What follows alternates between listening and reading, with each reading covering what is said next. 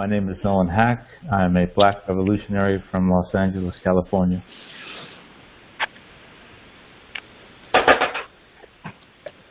My name is Julie Dye. I am a Native activist from Jackson, Michigan. I'm Tracey Bates. I live in Nashville, former criminal justice instructor.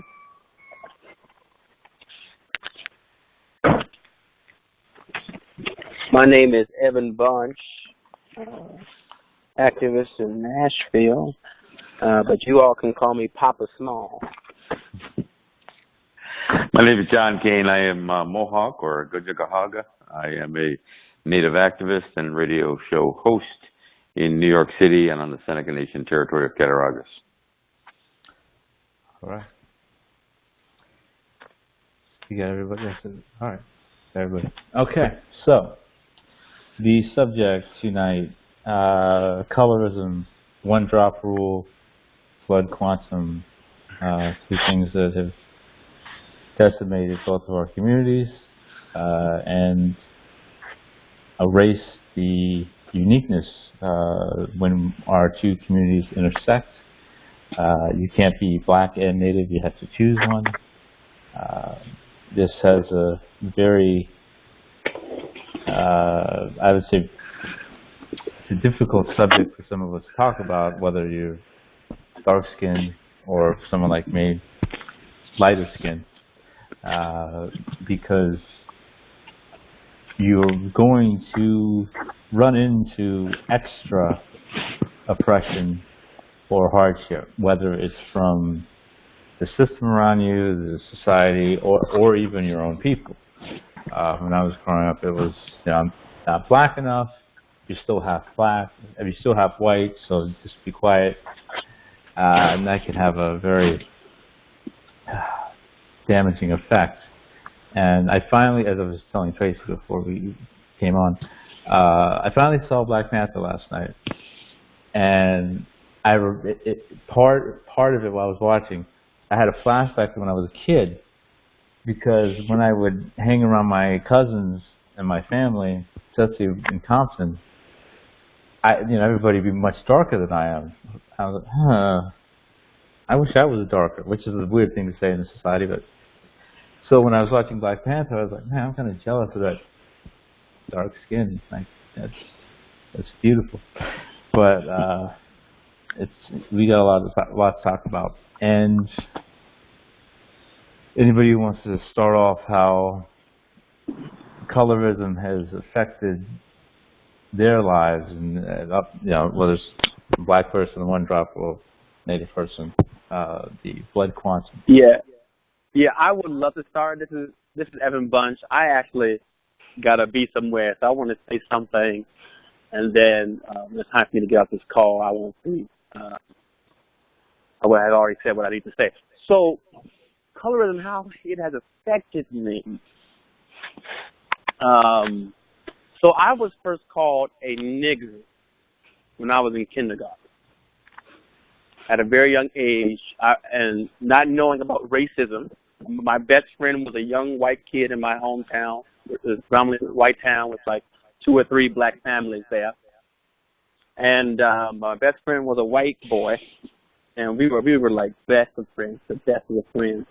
And then one day in class, he decided to call me a nigger because this new kid came into school and taught him the word. He said, you have to use that word towards your friend. And that ultimately shattered the relationship. And he said he couldn't be my friend because I was a nigger. And then not really grasping the moment at first, but when I began to hear my mother and others in my community, my pastor at my church, predominantly black church, began to talk about race and racism, and my pastor being part of the civil rights movement, and he being from the Red Hills of Alabama. And so I began to understand racism, and that racism came before race. We talk about race because there was racism, and which racism is a social construct, like race is.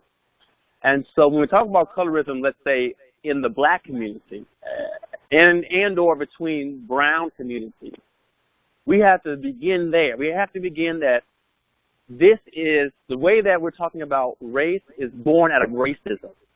So because you are darker skinned, and I make all these anti-black jokes because you're darker hue, you are reaching into that racist pot to even come up with those kind of insults, et cetera, and et cetera.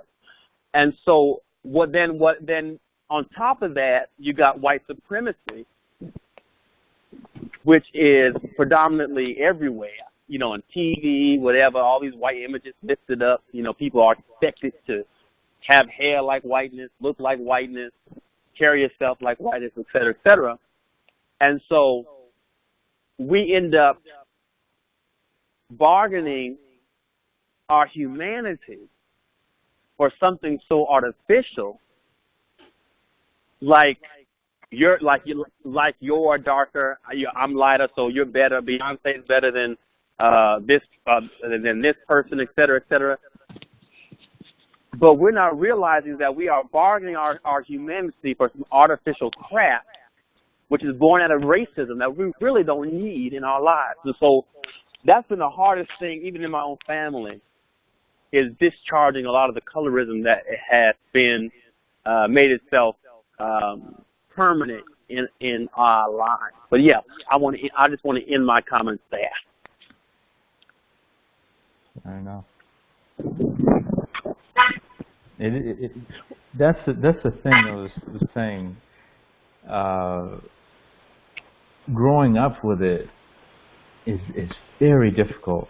Whether you're darker skin, like Evan was talking about, or lighter skin, and I will not say that our lighter skinned brothers and sisters have it harder than the darker skinned brothers and sisters, because we don't. We have it easier. You go back to slavery, a lot of times we were the ones who were allowed to stay in the house. We got extra privileges, as they were called. But it's difficult because for me it was understanding what the hell I was. So okay, I'm not black enough, but I'm not white because not white. So what am I? And it took me a while to finally wait a minute. Look at someone like Malcolm X. I'll be in a second. Look at someone like Malcolm X. He ain't that dark. He's about as black a person you're ever gonna find. So just because you like, but see, what does that mean? He's the blackest person you're ever going to find. Well, I just mean in terms of when you're talking about black excellence, black power, black determination. Not in terms of like if someone's darker or lighter. I just mean because Malcolm was lighter skinned. For me, it made it easier for me. Oh, wait a minute, I'm still black. I'm just lighter skinned. But then you added some value statements there, which I think is often assumed about black, is that you must be a revolutionary to be black. Good point. That is also that's also another misnomer, and also racism and colorism, is that if we say you're black, if you're going to be black, right, you got to be this activist or etc. person. And what we got to start realizing is we need folks who are, first of all, getting comfortable in their own skin, whether that be if someone is as light skinned as Quincy Jones's daughter, who doesn't even call herself black, but yet she is black because of that one drop rule, which is born out of racism. We have to begin to recognize that blackness is so fluid and it's so wide of range that if we start adding these value statements to it, we're going to right there off the bat miss a lot of black folks. A lot of black folks, particularly now, our Colombian brothers and sisters, and our Dominican Republican folks who have so much inherent anti-blackness is that they can't see and appreciate the dark-skinned brothers and sisters right across and on the same island. Mm-hmm. Just because of that whole colorism crap. And I've been saying, I said, if you go about 4 generations back, you about as black as they are over there on those Haitian islands. And that's all because of rape and all that French colonialism, et cetera. You got the same thing down here in our own Louisiana Bayou. If we're going to add a value statement to this, be ready for some repercussions. That's all I want to say on that part. Well, and I'd like to weigh in because there's also some things that have to be kind of I guess stressed. The one drop rule versus blood quantum, they have different purposes. The whole construct of it has completely different purposes, and this isn't just a black and a native issue. This is a white issue. I mean, because again, there's every bit when people talk about race, race mixing with, especially when it comes to black people. Most of American society is thinking black and white. They aren't even thinking about the native component of this thing. But there's two different functions there. One is to make sure that there's a social obstruction to race mixing when it comes to black people, and that's why we don't care how much white is in you. We're going to call you black, and that's the one drop rule. The native side of it, there was actually an encouragement to quote unquote water down the blood, because if you could reduce the blood quantum of a person who claimed to be native enough, then you could deny their identity.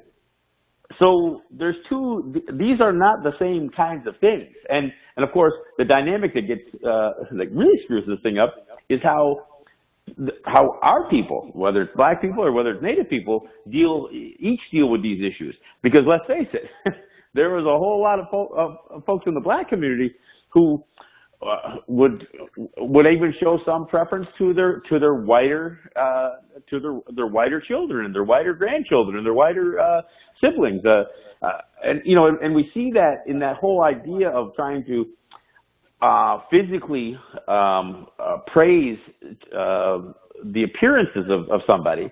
I mean, we see that even with hairstyles and that kind of stuff, both in the native and the non-native community. But I guess one of the things that I think is important, to realize is that we're talking about blood here, which has nothing to do with race.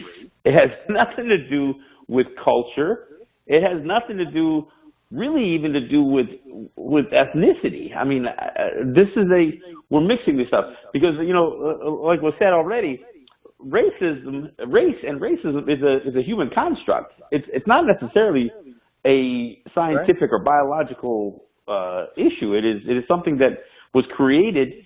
I mean, race was created to assure and ensure racism, so you could create hierarchy of human control. And as this conversation goes on, and we really parse this thing out, we're going to see how this thing has affected all of us, I guess. Indeed. And when slavery became more prevalent, then you had Europeans calling race a thing. When slavery got bigger and bigger, and in their eyes better, they put more of an emphasis on race after creating the dang thing. And Evan, you were talking about the Caribbean. So many things are lost just within this colonial construct as both of our people try to work our way out of it and survive. People forget that in that area, it was all native. It's all native. Now, obviously, you have a lot of black folks, a lot of self-identifying Latin or Hispanic folks, and very, very, very few indigenous people, like the Tanao people who Columbus almost wiped out. Very, very few of them left, and a lot of their blood is watered down. And what's interesting, in Africa, you have the northern part that used to be all black is now Islamic and Arab. So you talk about colorism itself and race. So much of our own individuality is tied into, at least a lot of times as we speak upon it, tied to how dark or black or native we are, and then we look at something like Algeria or Egypt or what have you, Dominican Republic, Haiti, our pasts are so erased, and then we have to look back and kind of put everything together, and then look, wait, I'm 1/4 this and 1/4 that, but I'm half. They got us doing math problems to figure out our humanity. It's ridiculous. Mm-hmm. Well, it's really not humanity, but identity. I mean, because I think that's really what it comes down to. I mean, whether we all have a past, whether that past we can trace back, 50 years, 100 years, or 1,000 years is the question. But I don't know that it's the 1,000 years that shapes our identity today. So as a black man, there is a black American culture that I think, and it may include activists on one side, it may include musicians on other cultural components that you could identify as part of the black community, I guess, or the black culture. That is distinctive from the rest of the non-black or non-native or non-indigenous American culture. So, I mean, this is where the whole one drop and blood quantum thing defies logic, because you are talking about the culture of a people or a subculture of a people. Because, I mean, one of the things that, as a Native person, there are clearly Native people who identify as Americans, and they identify as Native Americans or American Indians. That ain't me. I don't identify myself as American anything. I don't consider myself an American citizen. I'm Mohawk. I'm Gunyagahaga, and I won't allow anybody else to try to attack my right to identify myself as a people who pre-existed the United States. Now, I would also say that the struggles oftentimes between people of color, so whether you're talking about Native people or people who identify as Native or people who have been labeled as Hispanic or Latino, which are oftentimes are misidentified Indigenous people, most of the time are, or black people, we aren't even really fighting for the same thing in total. I mean, for me, I'm fighting for the sovereignty of my people, the distinction of my people as a distinct people, separate. I mean, or distinct from the United States, not separate, but distinct. I mean, obviously we're not putting space between us, but I'm not fighting for civil rights or constitutional rights or equality within the American system. And I'm not condemning anybody who does that.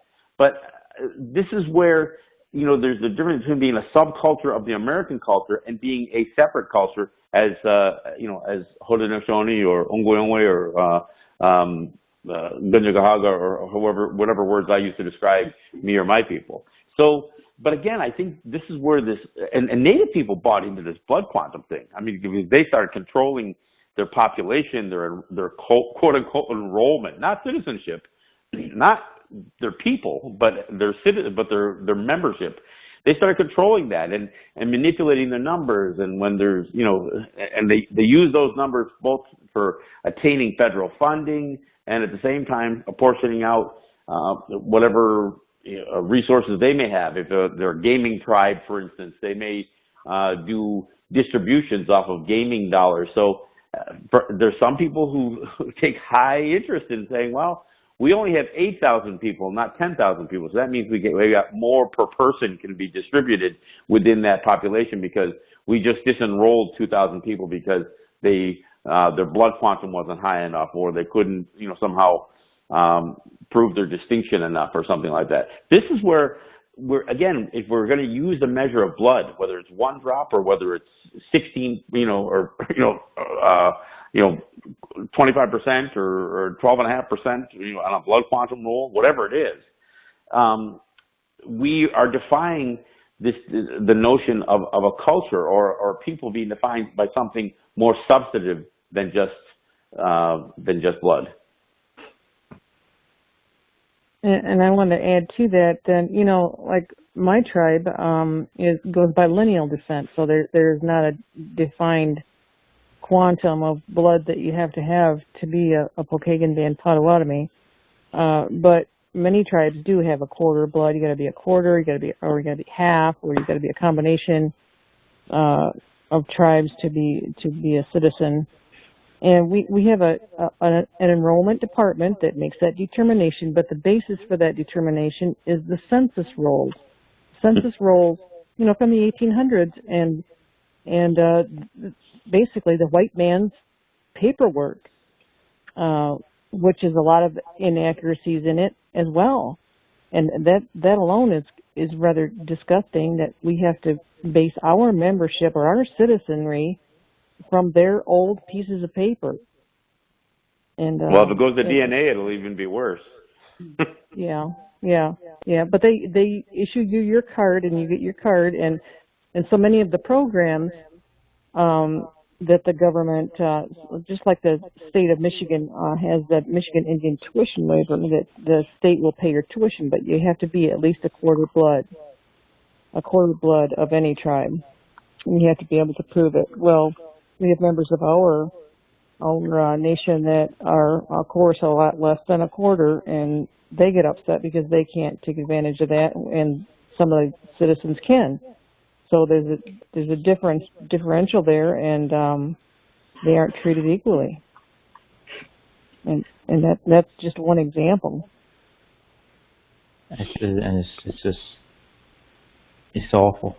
And John was saying something that reminded me of a quote by Malcolm X. Malcolm said, "No, I'm not an American. I'm one of 22 million black people who are the victims of Americanism, one of the victims of democracy, nothing but disguised hypocrisy. So I'm not standing here speaking to you as an American or a patriot or a flag saluter or a flag waver. No, not I. I am speaking as a victim of this American system. I don't see any American dream. I see an American nightmare." Sums that up. Well, Tracey, what's the first thought you have when you think of the one drop rule? I have a lot of thoughts about that. First, the conversation that I'm listening to up until this point brings me to this idea that you have seen me say before, and that's people who play the race police. Pisses me off to the highest point of festivity. I have the ability to tell someone who and what I am. Nobody gets to decide that for me, for starters. I am, for those who don't know on the panel, I am a biracial black woman. I identify as a black woman. Culturally, I was raised as an African American in the United States. My father is white from Puerto Rico. So my idea on the one drop rule is just someone trying to play race police. And although the one drop rule is antiquated and most people don't adhere to this notion of one drop of anything makes you such and such. Most people that I know, let me clarify that. What I have noticed in the African American community in the United States is that people are very quick, black people are very quick to claim people like me and like you, Nolan. But in the next breath are also quick to otherwise us. This, what are you? That is the question that we get asked all the time. What are you? And to me, that's other people trying to place me on this spectrum of how close to white am I. And it's already decentering who I am in my blackness. And that has always bothered me. Now, I'm 47 years old. This idea of colorism existed, but there was no word for it. Colorism did not exist when I was born. So although I grew up knowing I was treated differently, and that differential treatment was because of how I looked, I didn't know it was because I was lighter. I just knew I didn't like how people treated me or talked to me sometimes. You know, kids can be pretty mean, and they don't really know where that anger comes from. So I didn't have a word for it. And I was adopted when I was a year old, and my family is they're dark skinned. I did a step parent adoption, but I was raised with my biological mother. So I just knew I was different. Something looked different, and I was very uncomfortable with my skin as a child. I wish I had known, even as a teenager, this idea of colorism, and could have had these conversations as a teenager and as a young adult. I can say that I absolutely benefited from being a light-skinned black woman. And I can say that I saw, even as a teenager,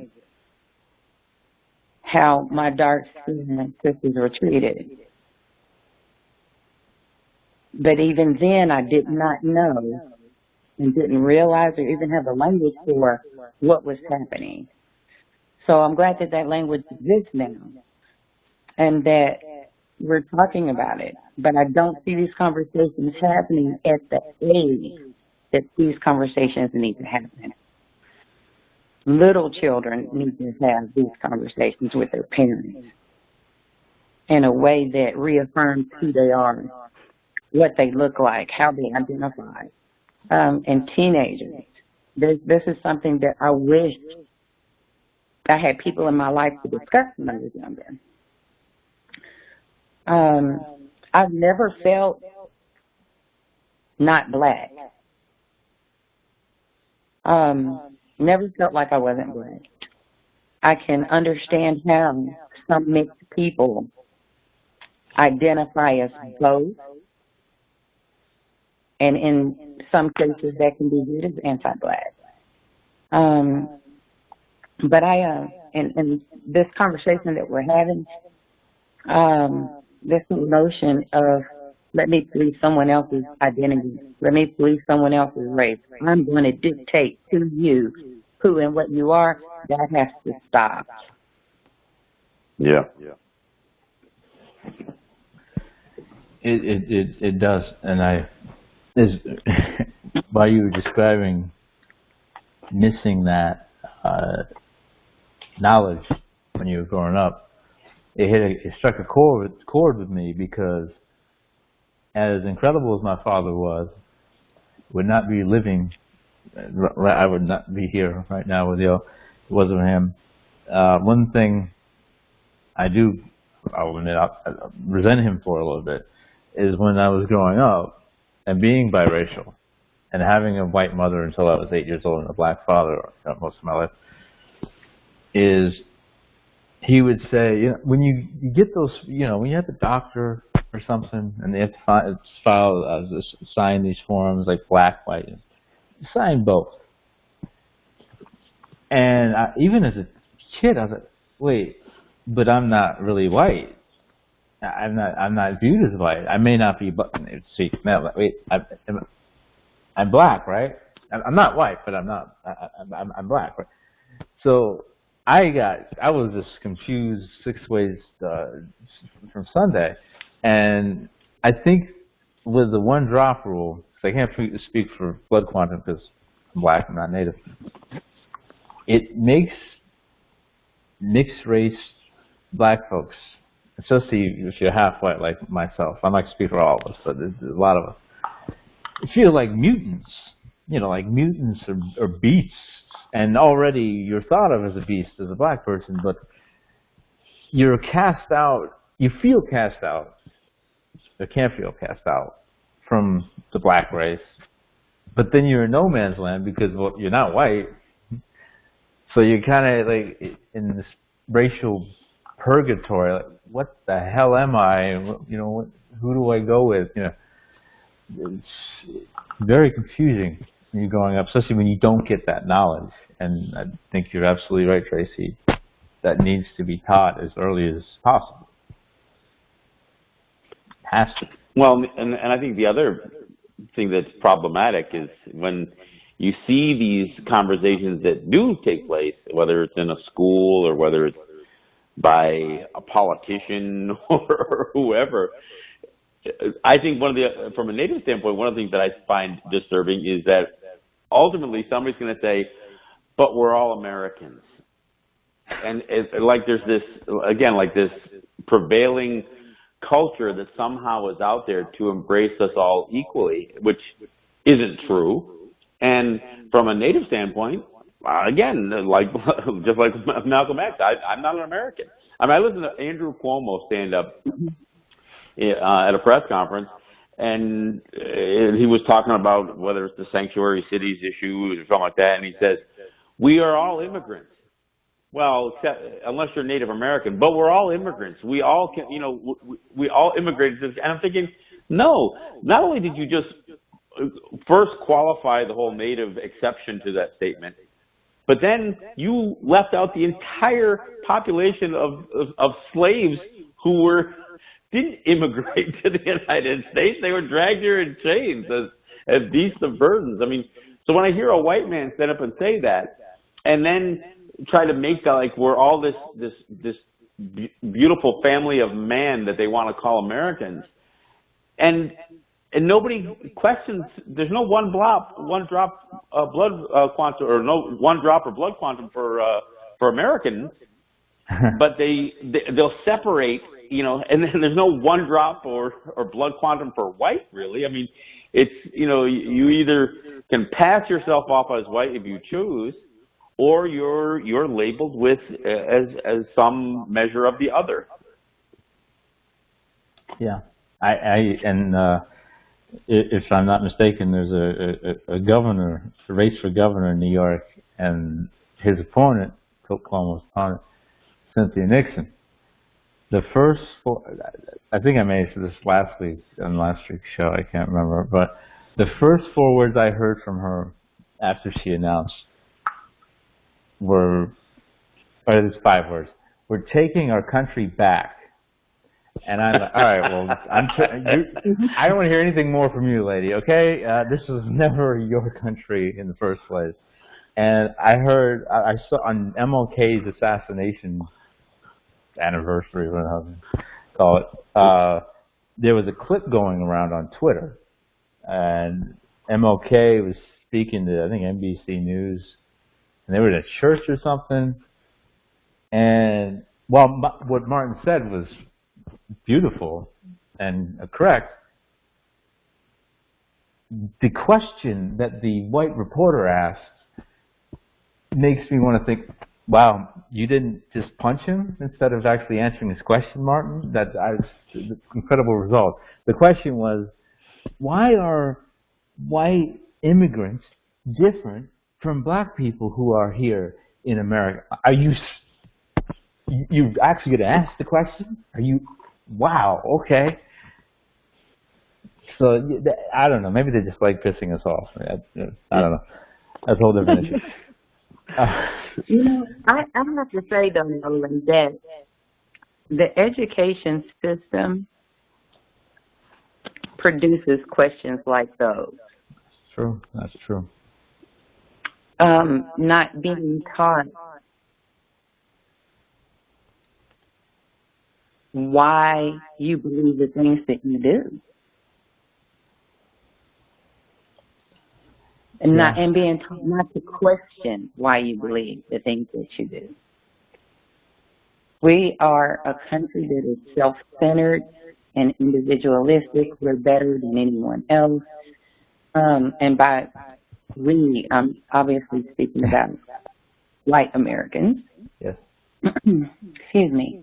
And that's not to say that people who aren't white don't also have xenophobic tendencies. But, you know, you're not taught to question what you're being taught or how you think and what you think. So that doesn't shock me. Yeah. I remember in 8th grade, I was in history class, white teacher, white neighborhood, and it was about the Civil War and it was about Lincoln. And I didn't know nearly what I know now about America and racism. But I knew enough to know Lincoln was still an a-hole. I knew that much. I knew he did not care about us at all. So the teachers going with the whole stick of, you know, Abraham Lincoln was a great American. He helped black people get free, and he did a lot for this country. Now, excuse me, teacher. No, he didn't. I said, and I quote, he didn't care about us at all. He did not care. And then she says, okay, be quiet. But you're lying. It's not true. And I'm black. I'm one of the 2 black people in the class. You're really going to do? I mean, you know, as a kid, I'm like, you really? And she goes, I'm going to send you to the principal's office. And having been to the principal's office too many times that semester, I was okay, fine, all right. I shut my black mouth. Okay. Yeah. But yeah, you're absolutely right, Tracey. The education system produces that. It produces Trumps. It produces Hillary's, Cuomo's, Cynthia Nixon's, et cetera, et cetera. Well, I mean, let's be clear what they're doing, though. I mean, this is about creating an American narrative that you know, that is trying to pigeonhole people into patriotism by having, you know, by trying to indoctrinate people to common heroes and all this other stuff. Even the appropriation of Martin Luther King ends up being part of that narrative. I mean, so you have this idea, and there's 2 major forces, you know, at play here. And look, I know that people have different beliefs, but between church and American patriotism as dictated through the public school system, you are denied and discouraged from applying any critical thinking. Just back to what Tracey was saying, you're not encouraged to question. You're not encouraged to explore diverse thought. Even if, and so the whole idea of people saying, well, we tolerate diversity or we encourage diversity. No, even if you're encouraging, you know, this idea of diversity in a school when it comes to the skin color, you're not encouraging diversity in terms of thought. And even when you say, oh yeah, but we have Christians and we have Muslims and we have Jews in the school, but they're all the same religions of Abraham.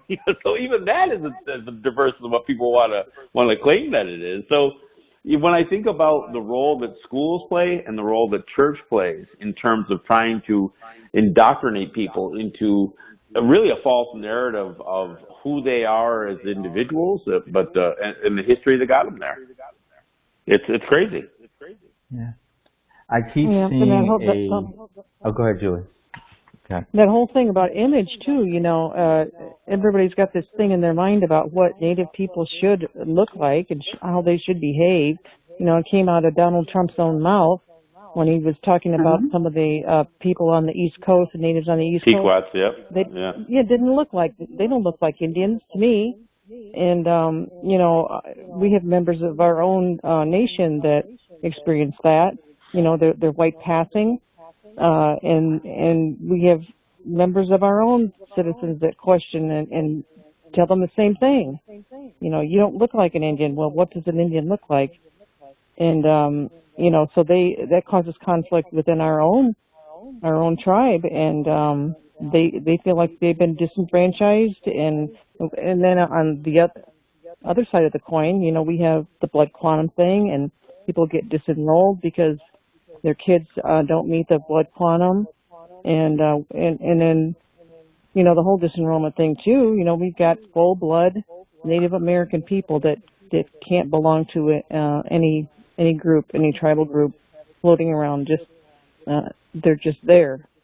It's a sad comment. Yeah, and if you're wondering how that kind of happens, I mean, if you are, let's say, a system that adopts both a matrilineal system, like Julie was suggesting, and has a base blood quantum cutoff as well, what ends up happening is you could have a non-federally recognized tribe, a woman who go back far enough, and in your history, whether it's your grandmother or your great grandmother, if everybody else, and if that's on your mother's line, then every woman on that mother's line would never have a quote unquote federally recognized tribe to be enrolled in, even if they were 100% native, because maybe they had a Mohawk grandfather or great grandfather or Ojibwe or whatever. If you happen to be something like some of these quote unquote tribes that are not federally recognized, like in Puspatuck, they're state recognized but not federally recognized. If somehow that ended up in your mother's line, then you would not be an enrolled tribal member anywhere. I can't imagine dealing with that as a black person, because we go through enough, but to have an ID card to prove that you're black, just trying to think about that in my mind, it's absolutely inhumane. And I don't. I mean, I won't do that. I will not. I will never carry a piece of paper so I can whip it out of my pocket to say, okay, here's my Indian card. I'm not a card. And look, I'm not condemning people who do, but I refuse to be a card carrying quote unquote Indian. I mean, I won't do it. So I can prove where my family comes from and that kind of stuff if it ever got down to that much of a necessity. But here's the other thing: if you conduct yourself in your life as a member or as a participant, as a part of a distinct people, then who's to claim it? Who's to dispute it? The problem is that people become so detached from identity and then try to claim one sometimes later in life. And that's where you get, the Elizabeth Warren stuff, or that Rachel Dolan's or whoever else. I mean, doing some of this. I mean, this is if you're black and you are part of a people, then there's nobody to question that, because you have that history and and your identity should be formed by the people and the family and the community that you're a part of. The problem is that we get stripped away through residential schools or through foster care or through the system or through prison, whatever it is that takes us out of our, what should be the formative community and culture around us, and it ends up jumbling up who we are from an identity standpoint. Yeah, it makes a huge crevice and a huge divide in the Native communities. That we lost that whole generation to the boarding schools and many generations. Those things existed for 100 years. That's more than a generation. Right. You're right. Yeah, we're talking about 4, 5, 6 generations of people that we lost through residential schools in some cases. Yeah. I look at Facebook sometimes, and I keep seeing. I don't know why they've been posting so much. I don't know, but the United States Holocaust Museum, Nashville is the biggest Holocaust museum in the country. They keep posting about stuff, and I have a serious problem. Which Holocaust? Which Holocaust are you talking about? Shouldn't be laughing at this. The Jewish Holocaust. No, because you said, I thought you said American Holocaust. And I said, where's that museum? Because I haven't seen that one built yet. Yeah, well, yeah, there should be three, Jewish Holocaust, Native Holocaust, Black Holocaust. At least the Jewish one ended. But they keep posting, and I have a serious problem with them because on their website, I don't know if it's also in the museum, they say point blank, and I'm quoting, however, there is no systematic program, however, there was no systematic program for their elimination as there was for Jews and other groups, talking about black people. The number one group for the sterilization program of Hitler and the Nazis were black people. If that's not a systematic program to eliminate anybody, I don't know what is. So you're outright lying to the national public about the only genocide that is recognized by Western society. The only genocide recognized by Western society is the Jewish Holocaust. We were in said Holocaust along with other people of color and other groups, but no, we're going to just lie about that. And so much is lost to colorism. We were called Rhineland bastards, mixed race black folks in Germany. And you look at us, again, in Northern Africa, there are some of us, but our blood is not as black as it used to be because of Islamic conquering of that land by Arabs. And you look at here in North America and South America. I wish Iari was here because she could say it much better than I can. The word Latino, Latina, Hispanic, if you are not a white Hispanic or white Latino, you're an indigenous person. Because where in the world did the color come from? The people who came here and conquered were white. Yet we have, well, not we, but there are tens of millions of self-identifying Latinos and Hispanics in the United States. It's completely erased their indigenous heritage. And there's things more than incredibly common. It's the very, very high majority. That's the line of thinking. I'm Latino, I'm Hispanic. Native, that's somebody else.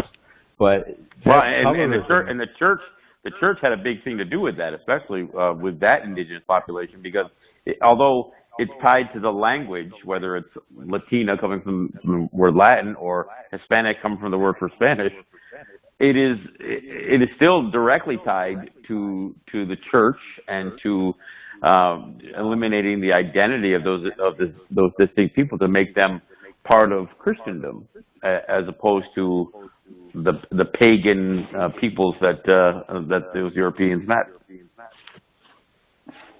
Yes. Good old Catholic Church. Good old Catholic Church. They still won't repeal this stuff. The doctrine of discovery, the papal bull. Well, the most progressive pope ever, as they call him, but he still believes in native genocide. It's a good thing. As we have about 10 or so minutes left, I'd like to bring up a question. We can go around the panel. How is colorism a tool of colonization? Anybody can go forward with that question, try to answer it. Well, from a native perspective, I mean, this whole idea of blood quantum, which is really directly related to this colorism and a scale, essentially, because quantum is this measurableness, right? It is made our own people into the it's like the pedagogy of the oppressed. They became they're self-designated oppressors. So the idea of being able to judge somebody by their blood quantum or the color of their skin, are they Indian enough? Are they black enough? Or are they, whatever? We start to adopt some of those same prejudices and those same concerns. We don't again, we move away from this idea of real identity and real culture, and we end up getting a situation where we start to embrace the whiteness amongst us as a redeemable attribute. You know, we look for somebody who's perhaps got milder features, and when I say milder, I mean whiter features. You know, somebody who doesn't have the blatant and distinct curly hair or kinky hair of a black person, or the darkened skin of a native person, and so we look for that, and again we redo the doll test or whatever else, and we know how this is indoctrinated into us at early ages. So there's no question that the idea of trying to label somebody as somehow lesser than somebody else by the darkness of their skin, it still ends up plays in the hands of the oppressor, because eventually and this is where the one drop rule came in. It was very easy to get to a place where you could encourage people, if they could hide their blackness, if they could hide their nativeness, then they would. They would, and of course within the native system, it was encouraged to somehow suggest that we disappeared, because there were land title issues. There were other issues associated with our distinction that they wanted to go away, and the whiter we got, the less distinct we were. And ultimately, while the American system has moved away from the quote-unquote one-drop rule, the same thing was ultimately playing out in the black communities as well. That's true. Julie, Tracey, your thoughts on the question? Yeah, I think that was the goal of the boarding school, residential schools too, because moving kids hundreds and thousands of miles away from their families, it just detached them from everything that they knew, and to wash away and cleanse them of their culture and all that. It was a way to try to mix them in with the general population and water the blood down and eventually just go away. And probably so that the government could, reclaim anything that the Indians had as far as reservation land or resources and all the above.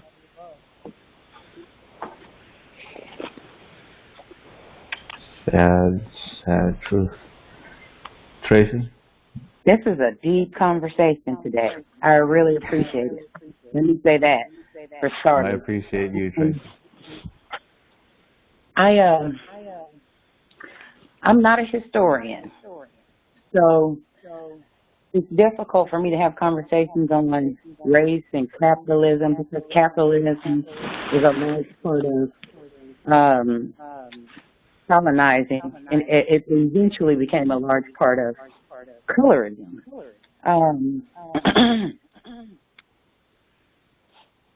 To answer your question, your specific question, though, for black people,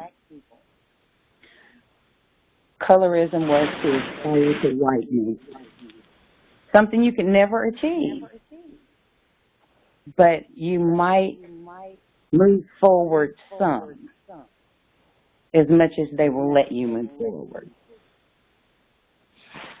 You were not beautiful if you did not have white features. You were not attractive if you did not have white features. But this whole idea of aspiring to whiteness is buying into white civilization, commerce, even the nature of how you walk, how you talk, and what you believe. So I believe colorism to be a part of a complete and total indoctrination into whiteness, while also clearly delineating who on this white scale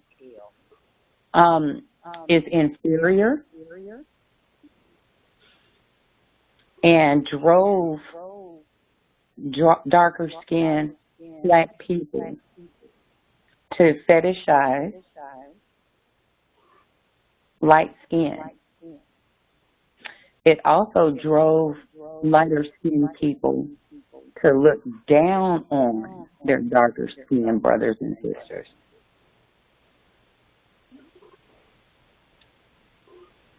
Yeah, I did that when I was younger. I'll always be ashamed of that. In terms of how I went into the dating world. Really? When I was younger, yeah. And I'm sickly ashamed of it. When I was younger, I'd see a light-skinned sister versus a darker-skinned sister. I'd go toward more the Rashida Jones than I would the Lupita Nyong'o. Both are very beautiful in their own way. It takes a lot to admit that, though. It takes a lot to be able to admit that. I was the opposite. Well, let me take that back. My dating has spanned the spectrum from white to the man that I married and the father of my two children is very dark skinned. But I was upset that I wasn't black like my mother, like my brothers and sisters. Now, this is before I met all of my white siblings.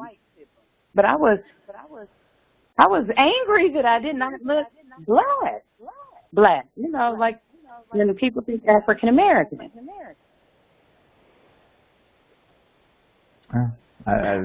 I was feeling that last night as I saw Black Panther. I was like, man, I'm jealous of y'all on screen. You got this beautiful dark skin. I mean, mine's all right, but damn, that shade, that darkness is so pretty.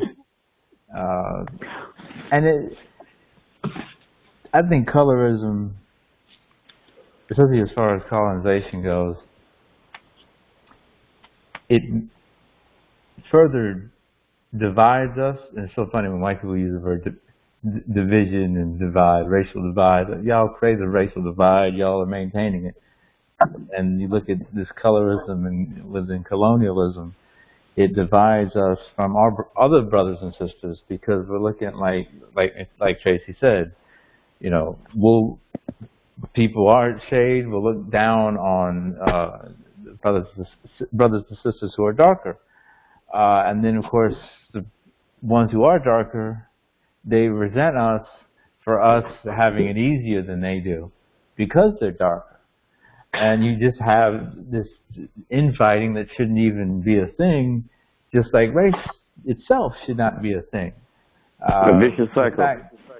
Yeah, it's a vicious cycle. I mean, every time I have to fill out a form, insurance or doctor, whatever, and it says African American, and if that's the only option for black, I'll just leave the thing blank or say other. Because there's no way in hell you're going to call me an African American. You're not going to cut up 54 nations and just say, all right, well, that's just one ball of wax there, and that's African American, and then American. You don't consider me an American, so I ain't signing this thing, you know. Yeah, but you know, on that same application, it says right there, are you a U.S. citizen? And so where does that leave somebody like me? Because I guarantee you that I'm never going to list myself as a U.S. citizen. I can't get a passport. I can't, you know, there are a ton of things that the systems out there deny a person like me because I reject the notion of being colonialized to the point of having to submit to American citizenship. That's the whole, I guess that's the whole assimilate or you're in some trouble. You're better off if you assimilate than fighting it. If you love your blackness, if you love your nativeness, you're going to be in more trouble within the system because black and native are negatives in the society. The very creation of America was to destroy our two races within this country. So yeah, you're going to be in more trouble. You're going to have a bigger target on your back that was already painted on the minute that you were born. You always tell you. I got to tell you another story because we're almost out of time. Even in prison, when I wanted to participate in Sweat Lodge, the prison administration, the hacks and the warden, they wanted me to prove that I was Native to do it, and I refused. I said, I'm not going to produce a dog tag number for you. I said, would you ask a black man to prove he's black? To become part of a Muslim group? But you're gonna actually ask me to produce some sort of documentation so I can participate in Sweat Lodge? I mean, it's crazy where the extent of some of this bias can go, because as far as they were concerned, I apparently didn't look Native enough. We actually do that in the black community as well. Questioning, are you black? That's not. I think that actually happens outside of the United States. I think it's something that just crosses national boundaries, cultural lines. Yep. Right. I've seen. I've actually had a black woman on Twitter who's seen my picture tell me I was pretending to be black. A black woman. Now, seriously, she's since deleted her account, or I would tell you who it was, because I don't hold back on anybody. But she was in with the black Twitter group of women. We had talked to maybe about 2 years. She took my photo, pictures of my daughter, and the second we had a disagreement about something, told everyone I was pretending to be black.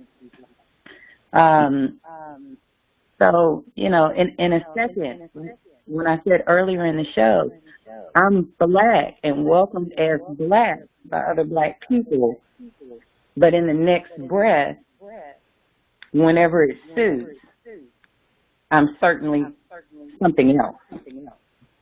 And that hurts very much. And as old as I am now, I still experience people asking me, what are you? My reply now, and my reply since I was in my early 20s is, if you knew me well enough to ask that question, you'd already know the answer. For all of the criticism that we've seen and heard about Sean King, demanding he submit to a DNA test to prove his father was a racially mixed black person, that is absurd to me. And then it drives me crazy, because as someone who was adopted, my biological father is not on my birth certificate. I know who he is. We've met. I know my family. We've gotten together and done things together, gone fishing and all of that. But that birth certificate does not say who I am. It says who the state, the white state, identifies as my legal parent. And it drives me crazy to see black people policing other black people's race and telling them who they are. And Nolan knows. He's seen Twitter go off about it. In 100 million different ways. Colin Kaepernick, he's not really black. You had a black player who's on Sunday Night Football, one of the most watched things in America. He said, yeah, he's not really black. So why is he doing this for black people? I had that growing up. Thankfully, not as much now. I remember, this is before my ex-best friend and I parted ways.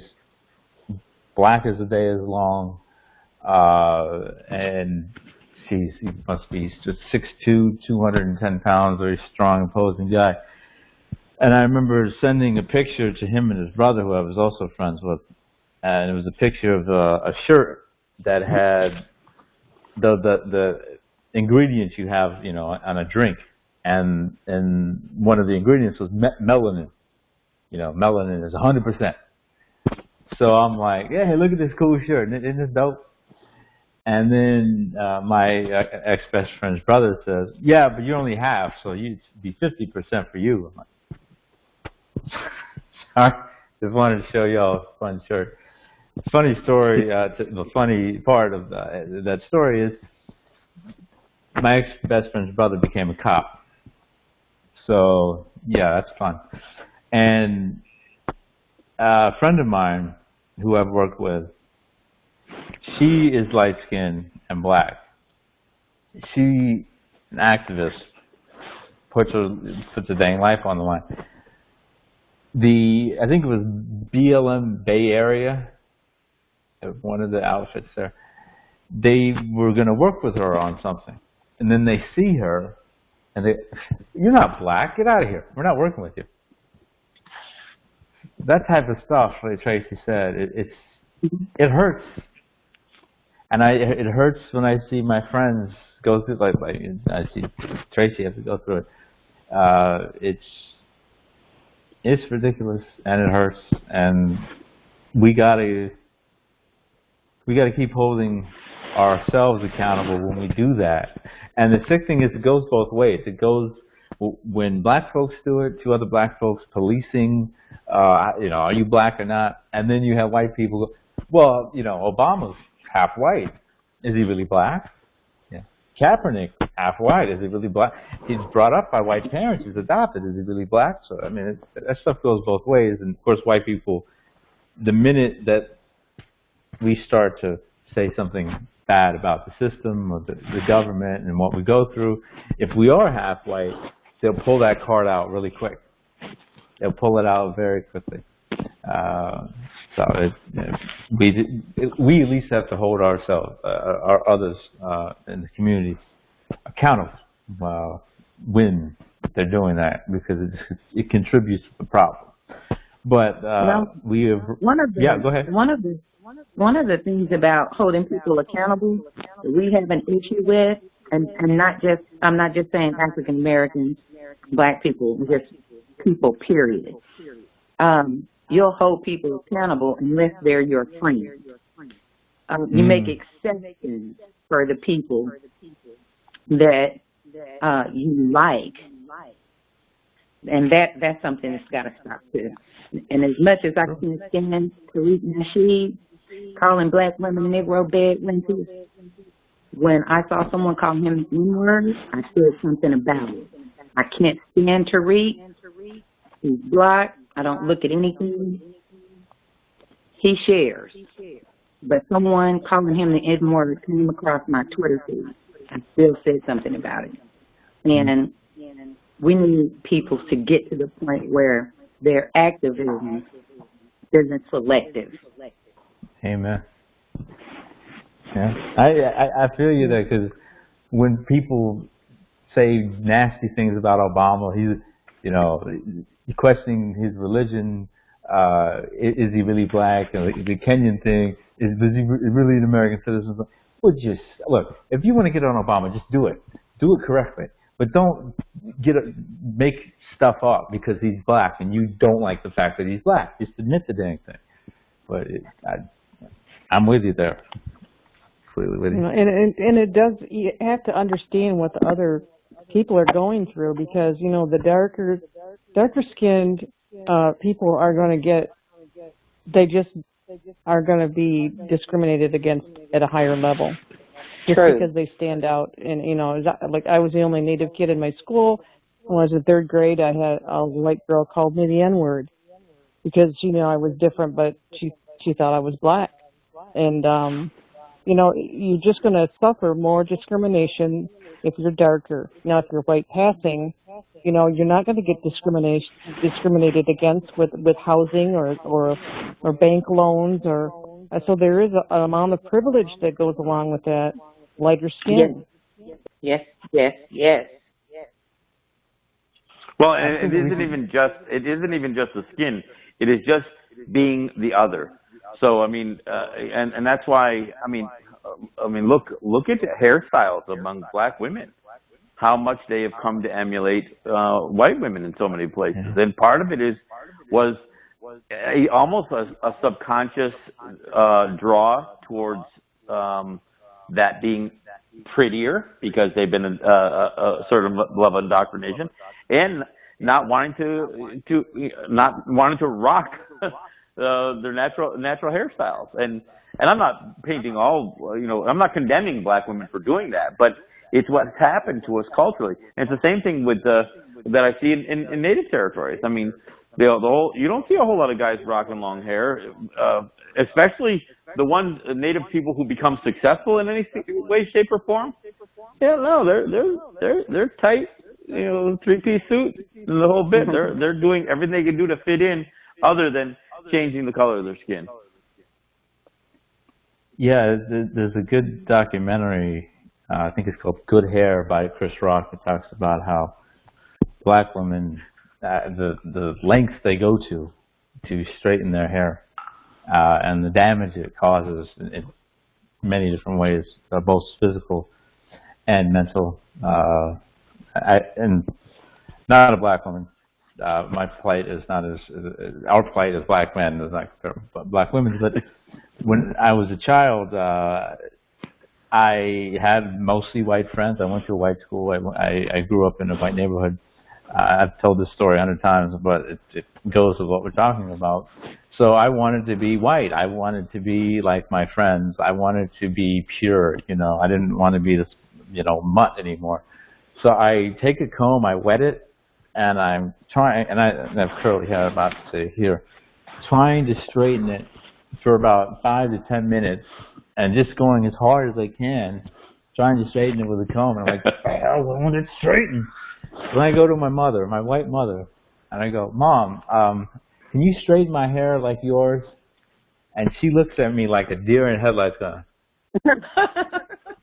honey, you want to watch cartoons? I don't know what to tell you. She had nothing to say. What could she say? I'm thinking.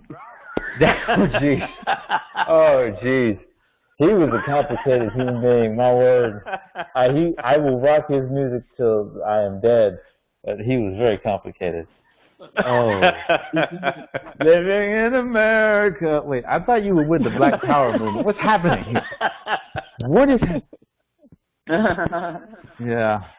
I'm thinking we should do a part 2 to this. I'm really thinking we should. Yeah, we could call it Nice Hair. Oh boy. The 2-hour version of the R&B Roundtable. Nice Hair. Oh, help me, white Jesus. I need you.